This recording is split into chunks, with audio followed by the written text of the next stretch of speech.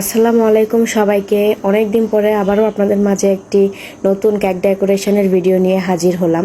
এই কেকটি আমার অনেক দিন আগের করা একটি কেক, ঈদের দ্বিতীয় দিন বা তৃতীয় দিন খুব সম্ভবত। এই কেকটির অর্ডার আমি রমজান মাসেই পেয়েছিলাম। এটা আমার একটা রিপিট কাস্টমার ভাইয়ার অর্ডার ছিল। ভাই আমার থেকে এর আগেও যে দুইটা কেক নিয়েছিল ওই দুটাও মেহেদি অনুষ্ঠানের কেক মূলত, এবারও সেম। আর এই ডিজাইনটা না ভাইয়া আমাকে কোনো রকম কাস্টমাইজ করে দেয়নি, আমি আমার মতো করেই করে দিয়েছি, আমার যেরকম ভালো লাগে ওরকমই করে দিয়েছি।